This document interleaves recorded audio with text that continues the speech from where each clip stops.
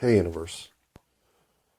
It's 7:37? Yep. AM on the 15th of November, Tuesday, 2022 calendar year. Christ, something or other. AD after birth placenta time scale of this strange and yet undeniably compulsive experience of being a human being. I say compulsive because, try as I might to wake up as a camel lioness, I keep waking up as a human being. And this human being should blow his nose. Instead of forgetting his pregame checklist, he's going to go attend to it. Unpause. Alright, well, I'm going to place the phone right here and not touch it again until I hit stop. And I know that my handling of the phone is a problem, but so is my new case, because that case is clunky, meaning it's got a flap on it, so anything I do whenever I touch my phone causes it to disrupt the microphone. So I will try not to handle my phone. But my pregame checklist brought a sweet watermelon soda into my morning, which is sort of gross. But since I've already had a peanut butter and honey sandwich, I guess it's not that gross. Not to mention all them spicy dill pickle chips, which I think all of the above. Not sure on the soda because it says it has real sugar in it, which boo, but yay. Because it might be the only food element I've had today that doesn't have bioengineered food substitutes or whatever the fuck they call them in them. Contains a bioengineered food ingredient. I'm pretty sure all the food I eat anymore contains a bioengineered food ingredient. I don't know about you. Sweet Sandia watermelon inspired by what? Tradition naturally flavored. So maybe you're made of beetles, but whatever. The last thing in the world I got on to talk about was that. However, can I transition in some sort of capacity of grace into talking about duplicitous asshole behavior? Nope. So instead, the transition to this version of me, especially the truth fucking meter part of it, I didn't understand how much I didn't want to know some truths. I don't want to know all that shit about the Catholic priests. But we have to know. Because the behavior is so systemic. And it's such a rancid condemnation of our youth to not defend them against what is predatory behavior.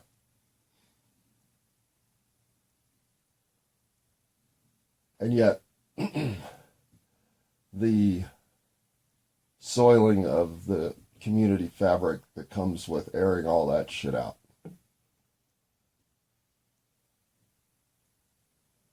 It's monstrous. But by not doing it, we just create this undercurrent of duplicity in our own system, our own civilization, our own society, our own culture.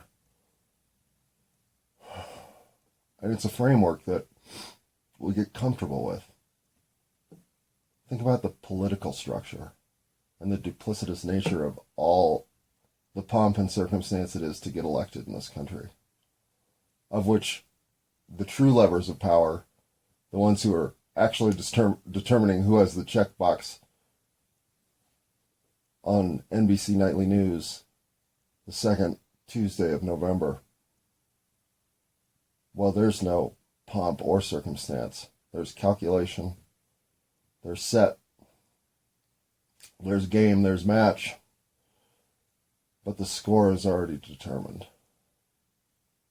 I'm not being a conspiracy theorist. You can look at this in the aggregate, the social accumulation of kudos and benefitos in your favorito so that you can become candidito de parte uno or parte dos. That alone is a limited structure. But rising to the pinnacle of our political structure is not chance, it's not random, it's determined. The links are there. Go look at them. And if you want to see the fallibility of the voting, go look at the work of black box voting from 2000 forward to today. It's been rigged the whole time. And rigged in this sort of organized, constructed societal order to maintain one thing and one thing only: the volleying of the ball back and forth across the net enough to keep you interested in watching the point instead of trying to figure out if there's actually even a game being played. It's not your fault. Being distracted by action is part of why you're here. There's no limit to the what is it when joy embraces the entirety of you? Is that ecstasy? Well, we, in this manifested form, are capable of empathetic. That's not the word. We're capable of symbiotic experience. We just don't really get it. And what that allows is the flutter of knowing to come through the conscious reconnecting of someone else's 8675309 Earth. And it does happen all the time. We just don't allow ourselves to open that channel for a full fluid connection. And I don't know that we can in this form. I don't know that we're not limited by this physical body to only be able to flash in and out of those connectivity moments. But they're very real. And the reason I think that you can achieve it as a state of being in this conscious waking moment when we're locked into our bodies is because you clearly can achieve it in our dreaming state. I can connect directly to the essence of anybody who has the same channel open for that connection with me. And I've done it multiple times, particularly with my mother, which sucks, yeah, obviously. But she's just so powerful in her ability to sense my outreach. I don't know if that's what all mothers have. Maybe they do. But when I am thrusting my uncertainty into the universe, she is there to hear it. And so when she responds, which is frequent, I can't help but know that we've connected across time and space. But that's not just with her. There's plenty of connectivity out there available beyond the scale of just those with whom you shared placenta material. And how do you know that you're somebody of multiple lives? How do you know that your soul has incarnated in variable fashions across time and space? Well, one of the ways you know is your phobias. And if you are afraid of heights, afraid of flying, afraid of water, and afraid of fire, then you have been on this planet a long time, and you might want to think about what you're fucking up this time, which could include not overcoming your fear of fire, your fear of water, your fear of falling, your fear of heights, whatever, your fear of flying. The reason there are so fewer of us that have the phobia, fear of flying, although that fear is growing, is because that's such a weird way to go down. But once you go down that way, you're imprinted forever. Getting on an airplane is terrifying if you've died on one. I've never done it, thankfully, so I have no fear of flying, just like most of us, because we've never died that way. But our phobias are all related to ways that we've died. If you have an intense fear of an animal, you've likely been put down by that animal. So, or had a bad experience enough that your life was affected forever because of it. And yet, that isn't to say that, yeah, if you don't like dogs, a dog has killed you in a previous life. That's not likely. But you have been hunted down by a pack of wolves, or you have been prey to some other situation where a wild animal took you down. So animals like dogs are fearful. But I kind of did get on to talk about that. So I can't say that I'm distracted right now. But I am off base. Because that's not really how you're duplicitous. You're duplicitous because it's so hard to be comfortable as yourself in all situations present on this planet, in this version of reality, in this meat suit that is our physical state. And I'm trying to figure out how to help people who are unfortunate enough to certainly be listening at this point, how to help them think through which part of them they've lost touch with. Or what do you do to find a path to your true self from a path that is currently littered with your chaotic selves? How do you converge what is a defense mechanism of politely going along with the crowd in a situation where if you were in charge, we'd be doing something completely different than this? How do you gain the confidence to stand up and say, no, this is how we should proceed? How do you believe in yourself? It's, first of all, it's one thing to at least acknowledge that you're here in a designed format. Not that you have everything laid out and there's no free will and determinism is a consequence of deciding to put your quarter into the game. It's nothing like that. You have laid out a map of crossroads that you will inevitably inhabit as you proceed through life. These crossroads, I don't believe, are time dependent. In other words, I don't think that you say, in the year 2022, this is what's going to be going on. No. You could be compressing your game plan. You could be extending it. You could be transgressing according to a calculated left, right, left, right, right, right, right, right, left, right, up pattern.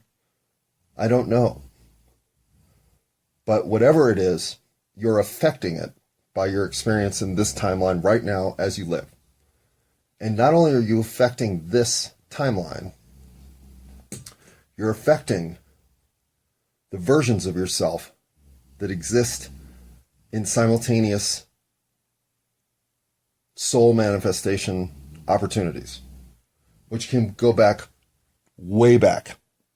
I think they are restricted to this planet, but I don't think they're limited to a timeline that we see linearly as our meatbag suits depend on us being born, growing into, becoming, and then withering. That sequence of nature is inevitable, but it isn't limiting across time. So if you can overcome your fear of heights in this reality, there's a good chance that you can swing back in time that confidence to somebody who might have slipped on a cliff face at a time when there was a very real likely possibility that they didn't have to slip. Those too nervous to get through that situation can, in future incarnations, teach themselves the strength to make it through past losses. Those revisits of karmic improvement, I don't know what else to call it. Expansion? Leveling? I don't know. I don't know that stuff. I just know that you're never a work in progress limited to the meat suit that you're currently wearing. Your mental you, the metaphysical you, if you will, I don't know what, the one that's not locked into this timeline, meat suit, and particular reality, that one is experiencing everything at once. So what you do here can strengthen what you were capable of in another reality, way back or way forward in time now, to change things significantly for you. And maybe for reality. If we all do it, well, then we tighten up reality into the best offering that's there. The one we're experiencing now is the one we're limiting ourselves to. So, how do you get out of that? Well, you work yourself back through your dreams. You ask your dreams to start teaching you things. How do I become stronger in these phases of circumstance in which I wither? Let your dreams walk you into circumstances that show you you have the strength to perform there. And then be honest with yourself. What are you afraid of in this universe? Why? Facing your fears is a big part of why you've decided to incarnate here. So are you doing that? And if not, well, don't start with the hard ones. Believe me. You want to find... Oh, look at me handling my phone when I said I wouldn't. I'm such a douche. If one of your fears is not being able to make it 17 minutes into a recording without fucking it up, well, I join you in that fear. But that's a petty one. So I'm not working on that. Well, should I be? If this gets more textural, then yes, I should be. But for now, I will just admonish myself in real time and move forward. Those fears don't really even exist. Obviously, I'm creating them. But I'm also creating my fear of water. I have no reason to fear water in this reality. I've one time fallen off a river rafting boat into the Arkansas River? Colorado River? I'm not even sure which river anymore. I was a kid and I fell off a river rafting boat. And one of the guys that saw it happening in the 6 or 7 people behind me reached in and grabbed me right out of the water and pulled me right back in the boat. No shit. Pretty fucking heroic maneuver on his part, I'll say. But that isn't where my fear of water comes from.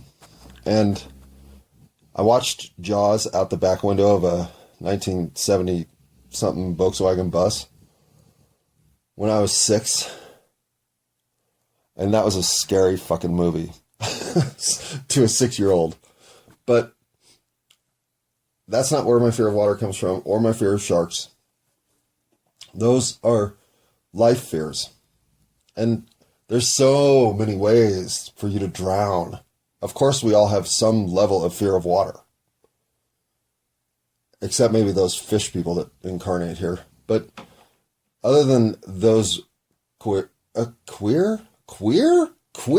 I used the word queer in 15 years? Probably not. Welcome back, queer. Besides the offbeat-natured Pisces creatures that do sometimes show up here. We do have a irrational fear of water, those of us who have been here a while. Because dying in the water is easy. Just like dying falling is easy. Dying in a fire, though less common, is almost inevitable if you've been here long enough. And dying on a plane, well, that's new, but it's terrifying. And it's the sort of group catastrophe that imprints on a soul forever. So, once you have the fear of flying, you have it. Because that one, I don't know how you walk back the strength enough to not misstep on a trail of rocky, wet footing, falling straight to your death. in the crevasse below. If you're on a plane that's going down because the CIA is targeting that guy sitting in the aisle 2 up and left of you, well, what are you going to do about it? You're going down with him. Because they ain't going to miss. Nope. So, when confronted by the terror of life on this planet, sometimes reacting to it in a capacity that imprints itself across multiple lifetimes, well, it's like handling your phone again. Sometimes things just continue happening despite your better effort to make them go away. Okay. Don't beat yourself up over that. Don't even talk with the lip about that. Instead, be clear with yourself. Understand yourself as having the potential to do great things in spite of all the challenges in front of you that feel insurmountable. They're not. In fact, if there weren't challenges, well, what? Then we'd be living on Mars or Jupiter or somewhere where there's just like candy cane rainbows and lollipops to play with all day long? No, thank you. I'll take challenges and the rewards that come with it. Period.